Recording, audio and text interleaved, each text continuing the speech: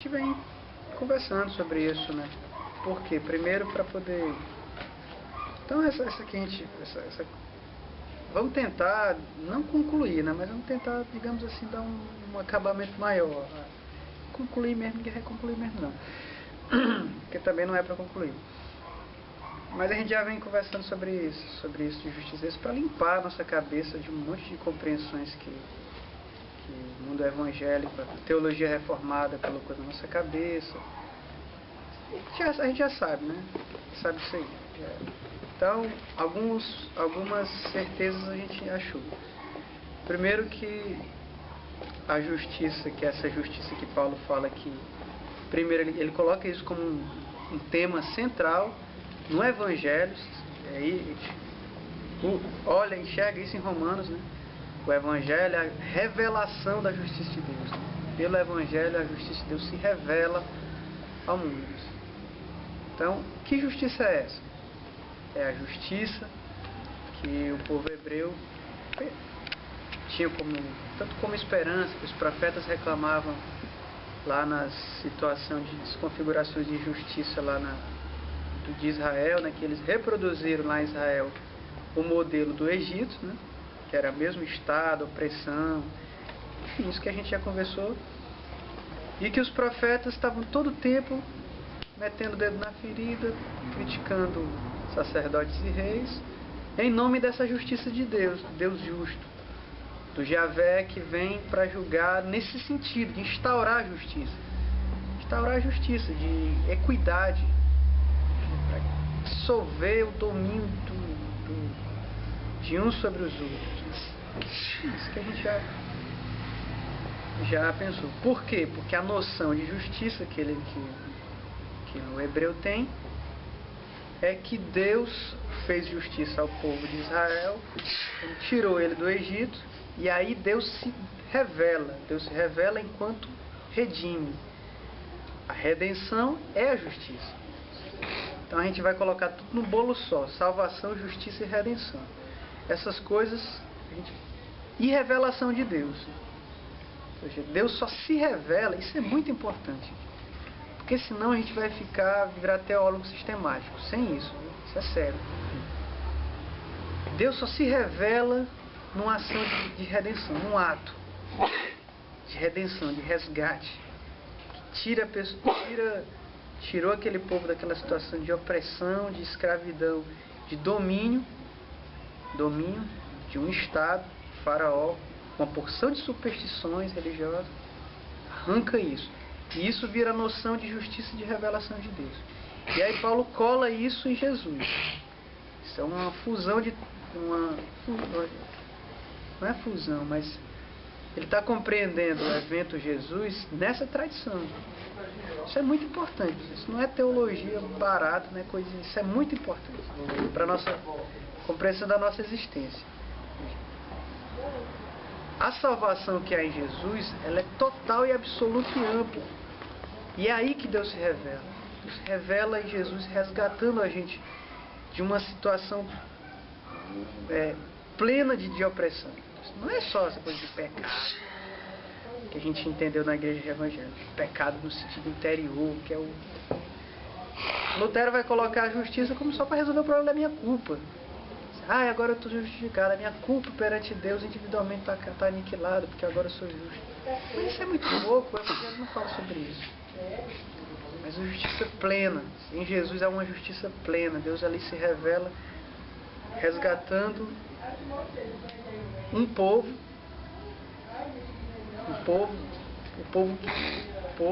o mundo inteiro, Deus ali executa um ato de redenção, que é uma extensão, uma ampliação ou totalização do que ele fez no Egito. Assim, olha aí, não podemos descartar a tradição hebraica para poder compreender Jesus, não podemos. O problema dos reformadores foi isso. Traduziu tudo com filosofia humanista, que estava disponível na época. Pois bem, mas aí, como é que isso é pra gente, assim? Como é que isso é pra gente mesmo, assim? Qual a concretude disso aí? Nosso caminhar. É isso que a gente tem que conversar agora. Como é que é isso? E aí eu quero ler só um texto. Romanos 6, no capítulo do versículo 8 até o 14. Que é uma coisa prática. E aí a partir disso, Paulo começa a fazer argumentações totalmente práticas, né, sobre da justiça de Deus, para a gente não ficar com a mesma bobagem que os reformadores colocaram na nossa cabeça, de uma abstração da justiça de Deus, como se fosse uma... Olha as imagens que a gente usa, né? A gente diz assim: cremos em Jesus quando eu criei, já repetimos isso, criei, as vestes de justiça cobriram minhas vestes de pecado, agora eu estou coberto pelo sangue do Cordeiro. Como se fosse a justiça de Deus uma espécie de moralidade abstrata que me envolvesse, a partir de tal Deus olha para mim como justo. Beleza. Só isso não é o que a justiça do Evangelho está dizendo. Se for só isso. Isso serviu na história para amesquinhar a vida e justificar ou fundamentar, sancionar a vida medíocre da burguesia e despolitizada, sem nenhuma aplicação do Evangelho no tocante à sociopolítica. Serviu só para isso. Verdade. É um Evangelho emergente, um Estado emergente protestante, que precisava de um Evangelho adaptado para a burguesia, para duques, enfim, para príncipes. Só isso. Mas não dá conta do Evangelho que está nas Escrituras. Não dá conta. Isso não é verdade. Então, olha aí. Isso ele está falando para a gente que era escravo, gente que era, né? Mas se morremos com Cristo, temos fé que também viveremos com Ele.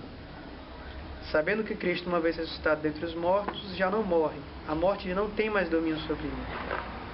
Porque morrendo, ele morreu para o pecado, uma vez por todas. Vivendo, ele vive para Deus. E assim também vós considerai-vos mortos para o pecado e vivos para Deus em Cristo. Portanto, que o pecado não impere em vosso corpo mortal, sujeitando-vos às suas paixões. Nem entreguem, olha isso, nem entreguem os vossos membros como armas de injustiça ao pecado.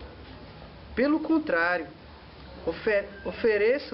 se ofereçam a Deus como vivos providos dos mortos, e ofereçam os vossos membros como armas de justiça a serviço de Deus.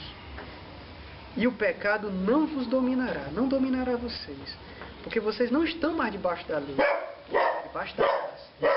Olha isso, cara. Isso é muito...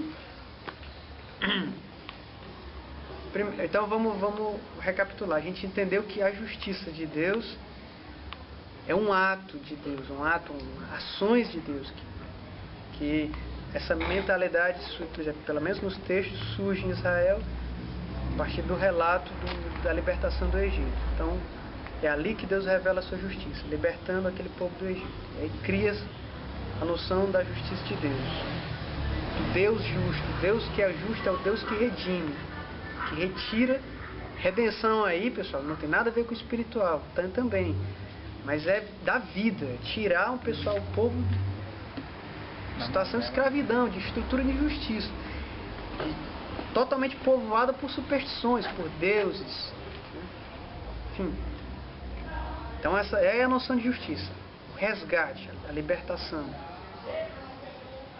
E aí Paulo coloca isso em Jesus. Jesus é o novo êxodo, é o nova libertação. A partir dele temos um novo êxodo. Beleza.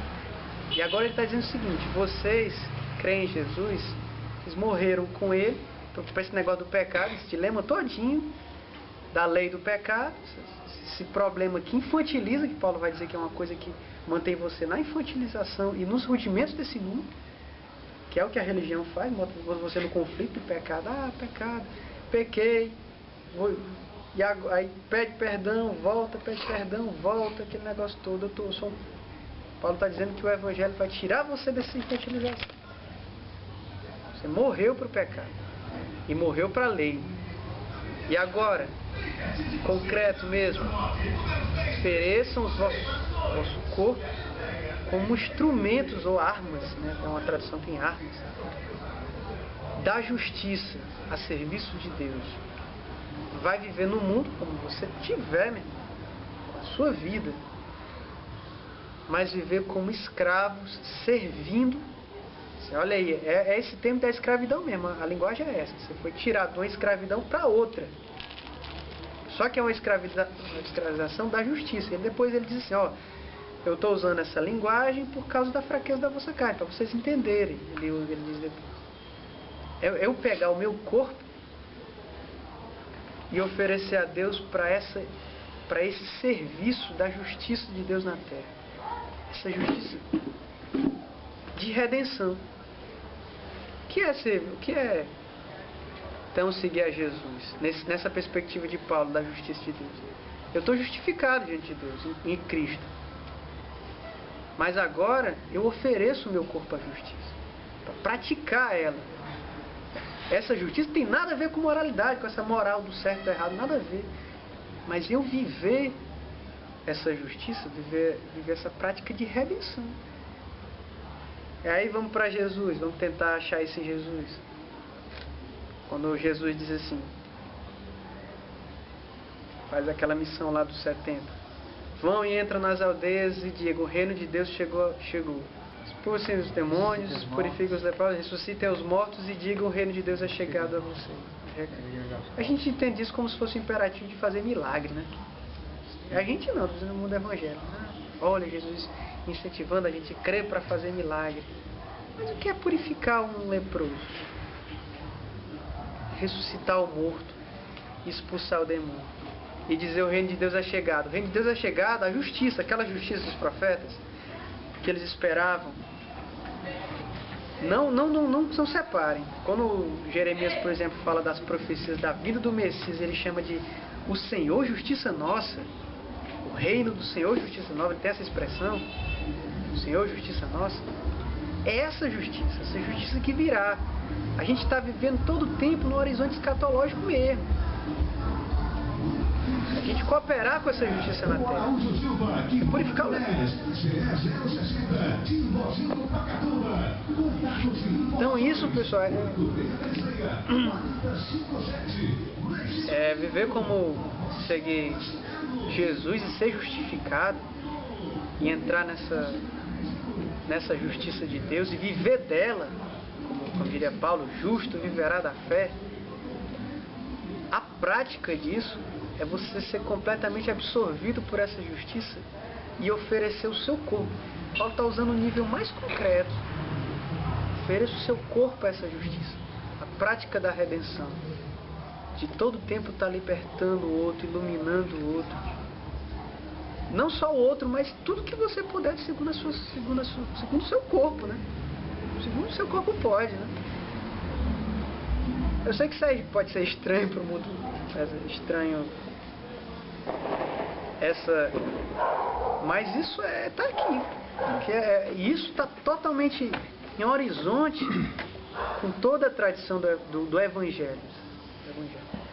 Eu no nível mais concreto, que é o meu corpo, sair primeiro dessa infantilização que a gente tem com o corpo, que é essa coisa do pecado.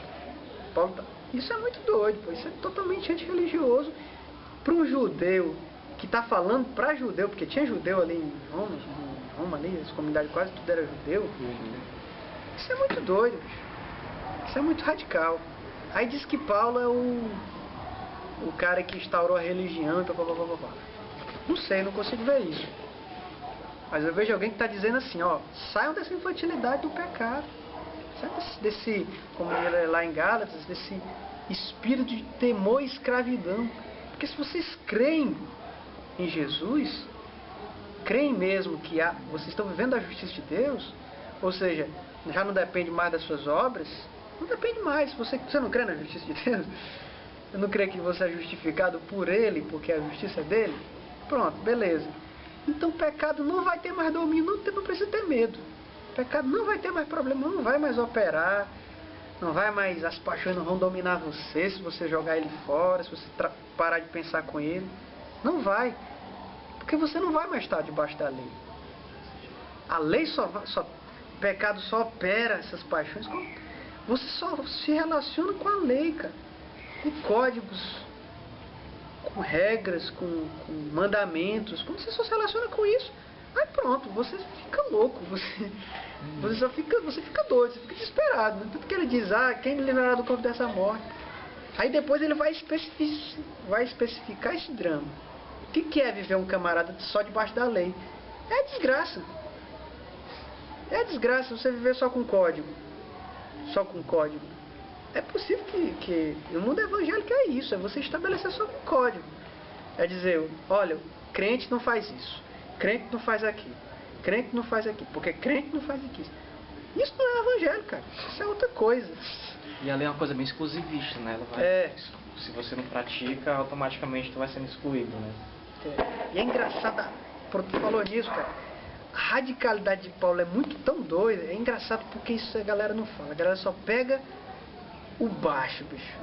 Só pega o baixo para poder caluniar o cara.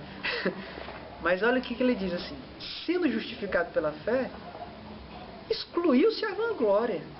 Ele não é qualquer vanglória, ele está falando de vanglória nacional, racial, judaica. Né? Diz o camarada assim: olha, nós temos a lei, porque ele está lidando com um povo que diz assim: olha, Deus deu pra gente a lei e a lei vai iluminar o mundo. Tudo que onde não tem a lei, é aquele problema que a gente estava conversando aqui. Onde não tem um livro, tá lascado. Nós temos a lei, nós somos a luz do mundo. Os escolhidos. E aí a vanglória nacional. E aí Paulo diz, olha, se é pela fé, meu irmão, excluiu-se a vanglória. Todo tipo de vanglória humana foi embora. Todo tipo. Se a gente gosta da nossa cultura, maravilha. É só estética. Mas não tem vanglória nenhuma diante de Deus. Não tem nenhum.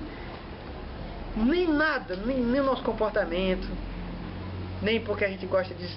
tem um gosto mais refinado, porque tem nada disso, tudo isso está aniquilado. Tudo está acabado. Se é pela fé e se é pela justiça de Deus, acabou-se. Tem mais vanglória nacional, nem racial. E aí ele vai dizer, em que nós não nos gloriamos? Nós não nos gloriamos mais desse jeito. Do que a gente glória? Nós nos gloriamos na esperança da glória de Deus. É só nisso que a gente se gloria. Se gloria numa coisa que a gente não possui, nada disso, não tem nenhum controle. Que é aquilo que virá. Nisso que a gente se gloria. A gente se gloria no que quer mais, se gloria no sofrimento. Na cruz de Cristo. O sofrimento é cruel.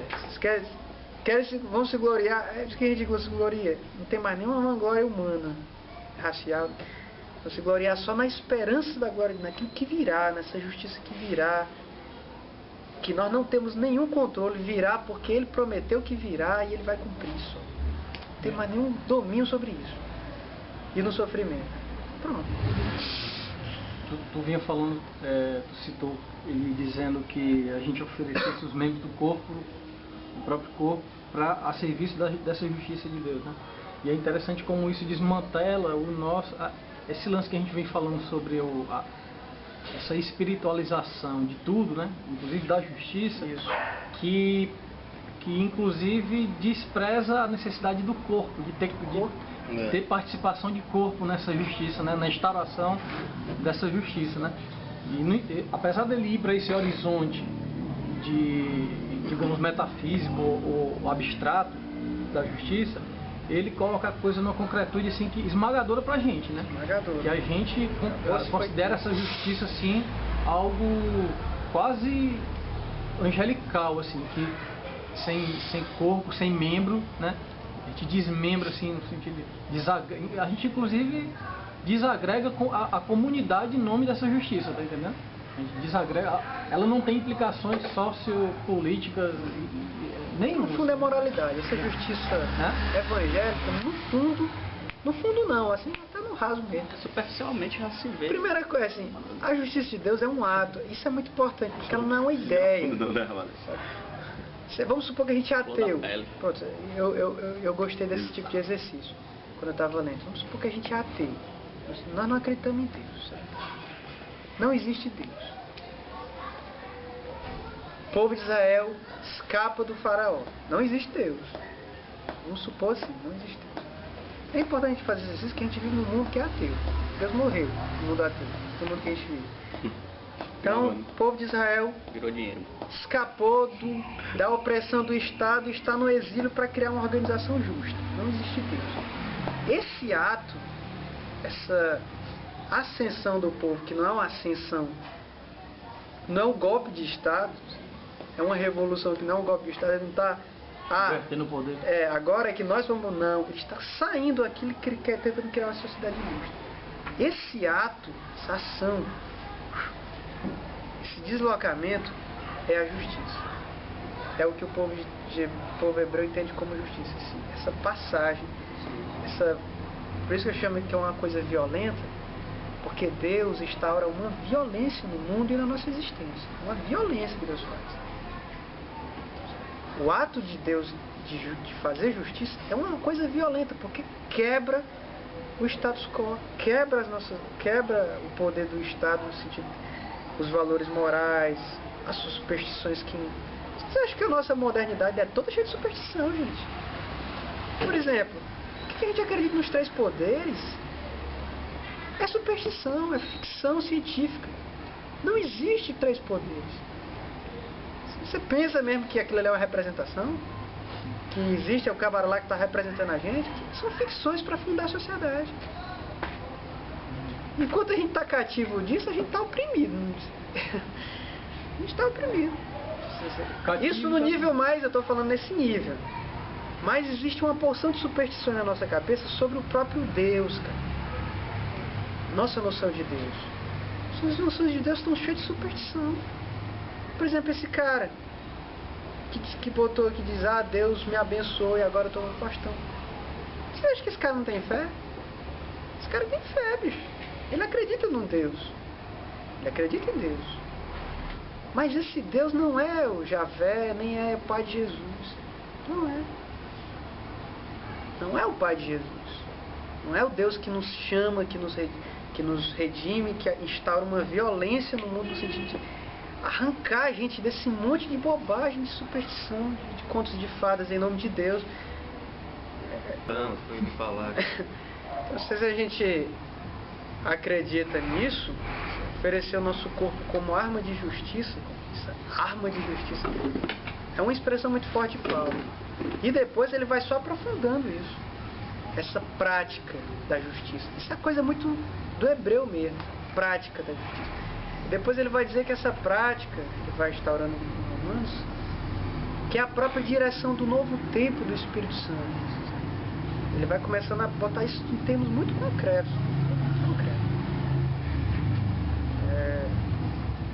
Que nesse novo tempo, tempo do reino de Deus que já chegou, tempo que o Espírito Santo chegou e que está entre nós, segui-lo é a prática da justiça. Não tem nada a ver com questões morais, porque essas questões morais ficaram para trás no dilema do pecado e da lei, entende? Não é mais por aí.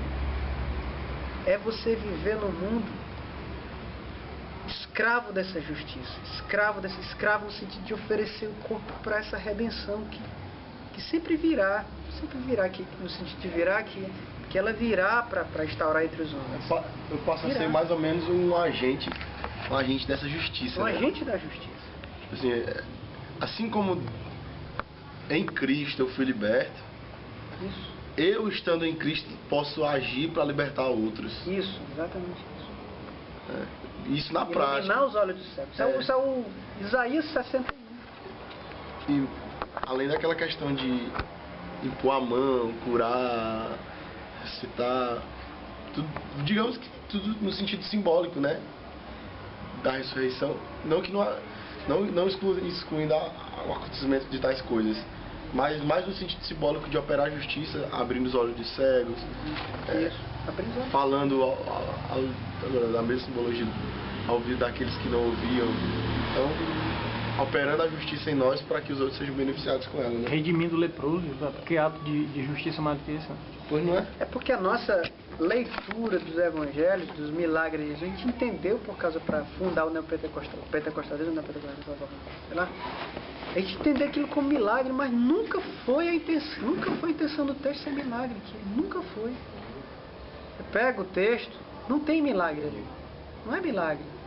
Não é no sentido de, Jesus, não é, pega a forma do texto, não é.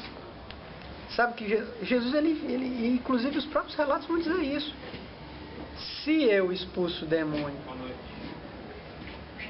Faz hoje aqui de milagre. se eu expulso o demônio, olha, se eu expulso o demônio pelo dedo do Espírito Santo, o reino de Deus é chegado a vós. No sentido de que o que é aquilo? Era um sinal do reino de Deus. Era uma instauração do reino de Deus. Não tem nada a ver com milagre. O milagre era para qualquer uma.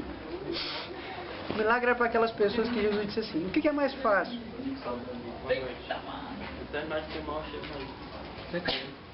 Ei, meus filhos, cheguem. Então nunca foi para o relato da Bíblia, não foi para a gente ficar acreditando que Jesus é um milagreiro. Não tem nada, porque milagre, se você pegar os relatos antigos, tá cheio de milagreiro. Tem um Apolônio que chegou lá e ressuscitou, está morto. Tem um monte de mágico que operou um bocado de... Por que vocês acham que quando Jesus estava lá fazendo milagre, acorreu um bocado de gente? É porque era comum. E aquele cara que chega lá, por exemplo, os discípulos chegam para Jesus lá, Alisson, vai dizer assim: tem um ali que expulsa demônios em teu nome. Ou seja, é interessante que essa narrativa, né, de que estando Jesus ainda aqui na história que a gente conhece, estando Jesus ainda no campo ali, entre Judéia, Galiléia, pertinho ali, já tinha alguém praticando, só que o diferencial não era a prática, era no nome de quem ele fazia, né? Ou seja, o que ele chega dizendo, é interessante que não é assim, ele está fazendo, não, ele diz, ele está fazendo no teu nome. Então dá a entender que era normal. O diferencial era o nome, aquele doava a prática, né? É bobagem, isso é infantilismo. Se a gente continuar, acho que a gente não tem essa mentalidade aqui, acho que não tem. Mas a gente encarar os textos do Evangelho como se fosse relatando a ideia de um Jesus milagroso que está fazendo, rapaz, não precisa de Jesus não, então tem rezadeira, tem rezadeira para fazer milagre, não precisa disso. A noção do texto, o relato do texto, quando Jesus cura um cego, o relato do texto era uma instauração de justiça. Aquela justiça hebreia, aquela noção de justiça hebreia que os profetas diziam que viriam chegar. A ideia de estar abrindo os olhos do cego, expulsando os demônios, de revirando as coisas para o ar, no sentido de... Era mais uma espécie de subversão social mesmo. Por isso que ele diz assim: se eu expulso o demônio pelo Espírito Santo, pelo Espírito de Deus, então o reino de Deus vai chegar. Olha a noção que o texto está dizendo da ideia da noção de Jesus. Olha, isso aqui não é um milagre, não era uma coisa. Milagre era o que milagre enxerga que não está compreendendo a coisa, que não está entendendo muito bem. A ideia mesmo é porque aquela justiça que os profetas antigos diziam que iria vir, que iria chegar, estava acontecendo. Então, isso é uma versão neopentecostal da Escritura, mas a Escritura não está querendo dizer isso. As parábolas mesmo, você vê situações que ilustram redenções, né? Direto. Pronto, para compreender, aquilo é nada mais, nada menos do que Jesus, o que o texto está querendo dizer. Estou falando do texto. Rapaz, mas tu tá... E não só as parábolas, situações, a mulher na casa do Simão Fariseu, etc. Tudo que está no texto. O texto estava querendo dizer só o seguinte: o judeu, o hebreu Jesus, esse camarada chamado Jesus de Nazaré, esse hebreu, ele está praticando a extensão daquela justiça realizada no Egito. É isso que ele está fazendo. Sabe? Que era a noção hebreia. Está fazendo aquele ato, e nada mais está fazendo do que uma extensão daquilo que foi feito. Por isso que é a ideia messiânica do servo de Javé, que ele... É isso que o texto quer dizer. Assim. Estou dizendo assim, a tradição do texto. O que o texto está querendo dizer? Não é leitura minha, nada a ver isso. O que o texto quer dizer? Era o segundo Por Paulo, isso era que um cara oferecendo os membros do seu corpo a serviço da a justiça. justiça. Não tem nada a ver com questão moral. E aí é difícil fundar o cristianismo, esse cristianismo terrível, em Paulo, porque o que ele está dizendo é o seguinte: saiam desse infantilismo, saiam dessa infantilidade, dessa coisa do pecado, da culpa, da lei. Bom, tá aqui, bicho. E isso com toda uma argumentação que é difícil refutar, essa argumentação de Paulo, de que não tem condição da pessoa dizer que está seguindo, está crendo, está querendo ser discípulo desse tal Jesus. Tem condição do camarada ficar preso a noções de pecado e de lei. Não tem condição. Suponhamos que a gente encontre em Paulo um ateu, né? Supor. É um exercício de pensamento. É óbvio que ele não era ateu. Mas se a gente entender que ele está entendendo a revelação, isso que a gente chama de revelação de Deus, a revelação de Deus, e de justiça e de salvação comum, que eu vou chamar de evento histórico. Um evento, um acontecimento histórico em que um povo era escravo, de um estado coberto por um bocado de superstição em nome de deuses. Está lá, né, o Egito, né? E lá o povo hebreu cativo, né? E aí esse povo escapa de tudo isso, se despoja desse monte de superstição, que é isso que é o sentido das pragas do Egito, né? É um julgamento para cada deus. Então se despoja e se ergue para ir em busca de uma sociedade que não viva de acordo com isso, que não viva de acordo com esse estado, e viva de modo nômade, um exílio. Vamos supor, não tem existir Deus. Vamos supor que Deus foi uma coisa posterior a isso, e que justiça é isso. Isso que a gente chama de redenção. Certo? Então, se eu pego essa noção de salvação é isso. Porque é isso que está no texto, é isso que está em Romanos. Certo? E aí Romanos disse o seguinte, Paulo diz para mim: se você acredita nessa história, ofereça o seu corpo para essa salvação. Ou seja, você vai viver de acordo com isso.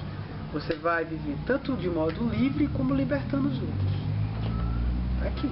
Você vai viver de acordo, estendendo esse ato de redenção que você acredita que foi Deus. Você acredita que foi Deus? Porque Deus Deus aparece para a gente como aquele que arranca a gente numa situação de clausura, de domínio de Estado, superstições, um monte de deuses, papapá. Então você vai agora que você acredita nessa história, isso é que é ser salvo.